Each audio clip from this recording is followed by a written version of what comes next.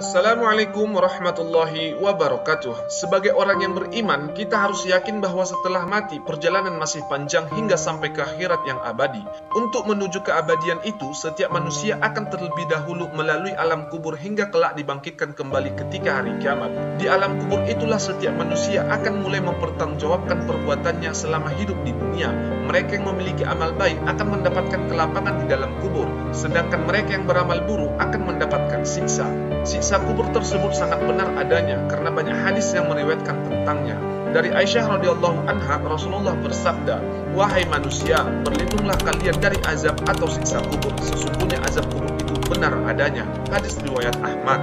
Kemudian di kesempatan lain, Ummu Mubasyir radhiyallahu anha, Rasulullah sallallahu alaihi wasallam pernah bersabda, "Berlindunglah kalian kepada Allah dari azab kubur." Aisyah kemudian berkata, "Wahai Rasulullah, apakah mereka akan diazab di kubur mereka?" Rasulullah menjawab, "Ya, dengan azab yang bisa didengar oleh binatang." Hadis riwayat Ahmad. Sahabat Firdaus, dikatakan kebanyakan manusia diazab di dalam kubur itu karena perbuatan kecil yang dianggap sepele. Mereka menganggap itu hal yang kecil, namun sebenarnya itu adalah masalah yang besar dan mengerikan. Dalam kisah, Nabi Muhammad SAW menancapkan pelepah kurma untuk meringankan siksa kubur yang dialami dua orang yang berbeda.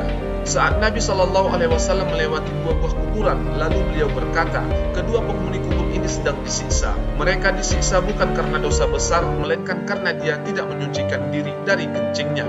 Sedangkan yang lain karena suka mengadu domba." Jadi benar saja ya, kencing sembarangan tanpa adab adalah perbuatan yang salah. Percikan najis akan mengenai benda lain termasuk pakaian, sehingga mengakibatkan diri akan menjadi kotor dan najis. Sedangkan Islam memuliakan tentang kebersihan sebab Allah menyukai yang bersih dan tidak menyukai yang kotor. Sampai dikatakan kebersihan adalah sebagian daripada iman. Begitu juga dengan mengadu domba, di mana orang yang suka membawa berita untuk merusak hubungan sesama manusia. Fitnahnya yang kejam bisa membuat persaudaraan, persahabatan pecah, bahkan membuat peperangan, sehingga Rasulullah mengatakan orang yang mengadu domba adalah orang yang paling buruk di dunia, dan dikatakan orang yang seperti itu tidak akan masuk surga. Kemudian saat beliau mengetahui kedua penghuni makam itu disiksa, maka Rasulullah mengambil pelepah kurma basah dan membelahnya menjadi dua bagian, masing-masing ditancapkan di dua kuburan tersebut. Para sahabat lantas bertanya, "Ya Rasulullah, kenapa engkau lakukan itu?" Beliau bersabda, "Semoga diringankan siksa kubur keduanya selama kedua pelepah ini belum kering." Hadis riwayat Bukhari. Nabi Muhammad SAW ketika itu mendoakan kedua ahli kubur yang tengah disiksa itu. Adapun pelepah kurma yang masih basah dimaksudkan sebagai batas siksaan yang akan diterima dua ahli kubur itu.